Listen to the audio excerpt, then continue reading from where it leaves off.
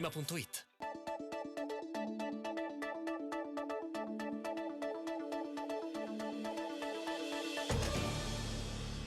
Buonasera, benvenuti a Focus TG serale. Partita ufficialmente stamane a Spreviano nel Trevigiano la guerra di Zaia contro i troppi incidenti stradali del fine settimana e i troppi giovani che perdono la vita nel nostro territorio. Il servizio di apertura. Sono tanti, troppi i morti ammazzati sulle strade per incidenti del fine settimana che diventano veri e propri bollettini di guerra. Un triste primato che vede il Veneto come una delle regioni in testa per numero di decessi e sinistri stradali. Il governatore Luca Zaia dice stop, basta morti inutili ed evitabili se si tiene conto di semplici accorgimenti ma che possono davvero salvare la vita. E allora un appello, e stamane l'inizio ufficiale a Spresiano nel Trevigiano proprio davanti a una discoteca simbolo dello sballo giovanile. Un appello, come detto, e una guerra dichiarata dal governatore Zaia contro le morti sulle strade. Un morto su 4 sulle strade, diciamo, ai ragazzi a meno di 35 anni, sono ragazzi giovani e si muore per fuoriuscita di strada in solitaria per almeno quasi il 50% di incidenti mortali. Sarà una campagna senza sconti sull'emotività, quella che la Regione Veneto porterà avanti nel 2020, che parlerà la stessa lingua dei giovani sui social con carcasse d'auto, foto impattanti ma reali, come lo è una vita spezzata per sempre. È tempo di bilanci di fine anno, ne abbiamo sentiti tanti e per l'amministrazione provinciale di Belluno anche il quadro che emerge è tutt'altro però che idilliaco in questo caso. La grana peggiore, le infrastrutture, sentiamo. Gli interventi per i mondiali di Cortina 2021 sono stati, penso, ormai sotto gli occhi di tutti un mezzo fallimento, nel senso che non saranno pronte quelle varianti che tanto auspicavamo e che ci potevano permettere di raggiungere Cortina in tempi più limitati e sicuramente anche in maggior sicurezza. Un mezzo fallimento, dice il Presidente della Provincia. In questa considerazione amara è raccolta la sintesi di un quadro tutt'altro che idilliaco in cui si dibatte l'amministrazione provinciale dimezzata dalla legge del Rio, svuotata di personale e risorse. Siamo con l'acqua alla gola, gli fa eco il consigliere delegato Pierluigi Svaluto Ferro, che parla di una condizione di apnea in assenza di interlocutore consapevole della difficoltà e della confusione in cui è precipitata una fra le uniche 3 province interamente montane dello Stivale. La provincia di Belluno ha bisogno di un'autonomia a tutto tondo sul modello della provincia di Bolzano, incalza la vicepresidente Serenella Bogana, che sbotta sulla moltiplicazione biblica di tavoli di discussione che finora non hanno concretizzato una proposta per il rilancio del territorio bellunese. È chiaro che l'autonomia della provincia passa anche attraverso quella che è l'autonomia della regione del Veneto, che è abbastanza impantanata a livello governativo, quindi mi auguro che si sblocchi quanto prima sia l'una che l'altra. Il 2020 sarà l'anno del rinnovo del Consiglio provinciale, l'appuntamento con le elezioni è già fissato per il 16 febbraio. Se vogliamo ridare dignità completa all'ente provincia bisognerà tornare all'elettività, ha detto Bogana, che ha parlato di un bilancio sano. L'anno nuovo sarà contrassegnato dal pressing sulla regione in relazione alla partita della difesa del suolo. Noi dovremmo concordare proprio con la regione una programmazione, mi auguro anche di riuscire a definire con Genio Civile e servizi forestali regionali una gestione unitaria di tutto questo tema che è indispensabile e fondamentale per il futuro del territorio. Ed ora parliamo di Michele Melodia, 43 anni, e lo ricordate, di Mira, di cui non si avevano più notizie dal 22 dicembre scorso. Ebbene, si è conclusa la vicenda perché si era allontanato volontariamente. Oggi si è presentato dai Carabinieri di Milano per raccontare tutte le ragioni di questa fuga. Attira naturalmente un sospiro di sollievo la moglie, l'avevamo vista nei tanti appelli, che però ora apre un nuovo capitolo della loro storia coniugale. Sentiamo. Si è fatto sentire dai carabinieri, è vivo, sta bene, è a Milano e non vuol farsi sentire da me. Penso sia con un'altra, da quello che ho capito, è con un'altra. Mi ha contattato il comandante dei Carabinieri di Mira. Sabrina Vian, moglie di Michele Melodia, il 43enne di Mira scomparso dallo scorso 22 dicembre, racconta così la fine di un incubo cui era seguita una denuncia di scomparsa dove ogni istante di silenzio correva inesorabilmente verso le più infauste congetture. Sono più sollevata di sapere che sta bene, contenta che stia bene, contenta che non stia male, contenta che non gli sia successo niente. Ma forse ora per lei ha inizio un altro tormento, dettato stavolta dalle bugie del marito che ha investito l'Italia intera per coprire il suo allontanamento volontario, per la fuga con un'altra donna. Però piuttosto di fare tutto sto casino poteva dirlo ed era morta lì, insomma, perché tutto sto casino ha mosso mari e monti, fatto fermare le parenti, amici e tutto, quando poteva benissimo dirlo apertamente. Da ora in poi dalla mera cronaca si entra nella sfera più intima, quella del personale, ragione per la quale non si vuole infierire ulteriormente con Sabrina, che al marito manda però un duplice messaggio. È mancato di rispetto verso l'uno verso l'altro e lui ha mancato di rispetto nei confronti della famiglia, quindi dei familiari, degli amici più stretti e anche di se stesso. Adesso che hai fatto le tue scelte, prendine atto e accetta le conseguenze.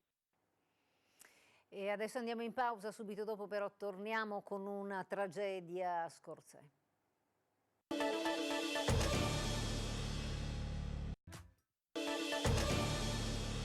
Rieccoci in studio, l'avevamo detto, una tragedia a Scorzè dove ha perso la vita un neo papà di 45 anni mentre era in auto con l'amico inseparabile, rimasto gravemente ferito. Inglis Libralesso, 45 anni di Martellago, era diventato papà da appena 4 mesi dallo scorso 23 agosto e l'aspettativa di vedere crescere la sua piccolina si è infranta per sempre tra le lamiere della Golf, guidata dall'amico inseparabile Andrea Zampieri di 34 anni. Inglis non ce l'ha fatta, ha perso la vita dopo il terribile schianto dell'auto finita nel canale di scolo di via Tito Speri a Scorzè, dopo essersi schiantata contro un albero. Ferito gravemente ma vivo, l'amico alla guida è ora indagato per omicidio stradale. La tragedia domenica, poco dopo le 11 del mattino, quando la squadra dei pompieri è stata allertata e ha estratto i 2 uomini. Ma come già detto, per il neopapà non c'è stato nulla da fare. Era già privo di vita all'arrivo dei pompieri. 2 famiglie ora nel buio dello sconforto più profondo e con l'intera comunità che si interroga sul perché di questa tragedia, che nemmeno quando verrà svelata dalle indagini potrà comunque placare il dolore insondabile di chi si ritrova senza più il suo amato caro.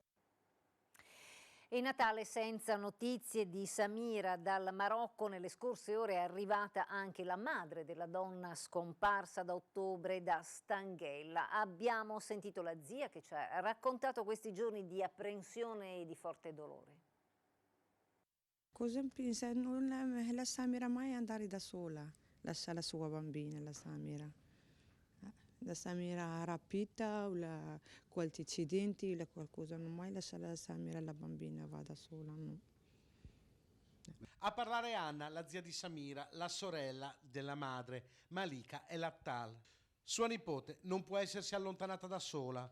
L'amore che la 43enne marocchina provava per la figlia di 4 anni non avrebbe mai permesso di staccarsi volontariamente da lei. Parla la zia dopo che la madre è arrivata dal Marocco. La mamma di Samira non è in casa, ci dice, forse per proteggerla dagli obiettivi delle telecamere. È venuta qui, però, per sapere la verità.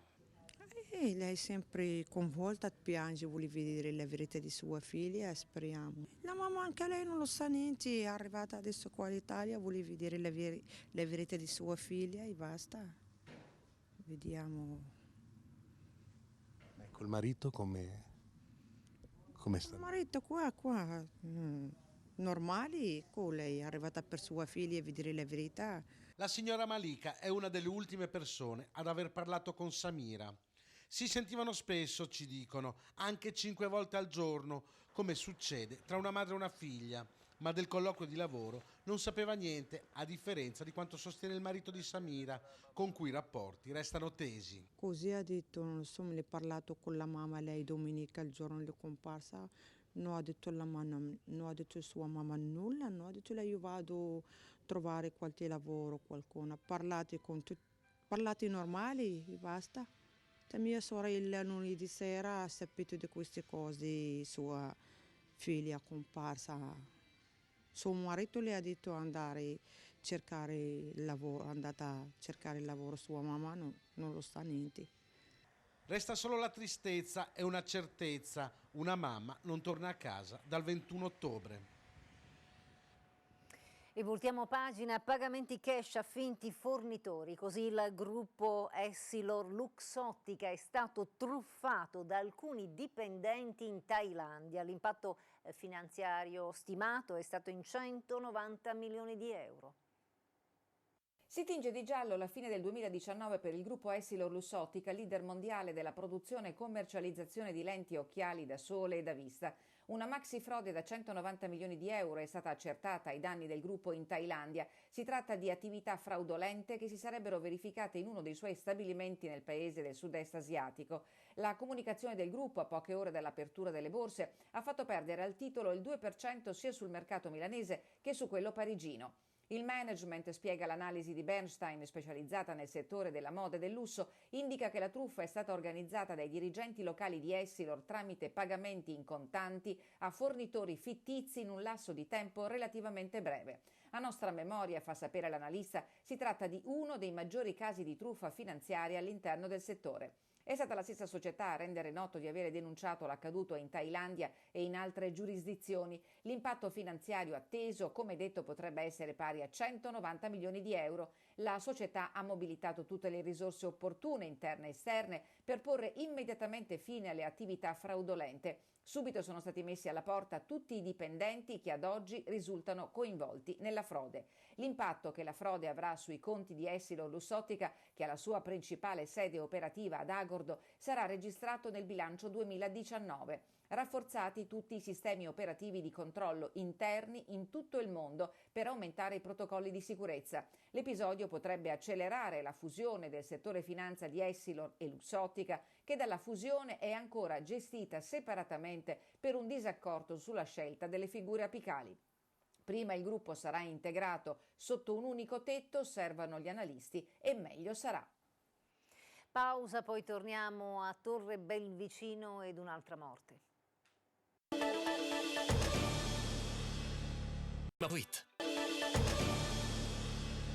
Tragedia nella notte fra sabato e domenica. Un 55enne scenografo e decoratore trovato morto a Torre Belvicino. I militari in casa hanno trovato anche diverse sostanze stupefacenti. Vediamo.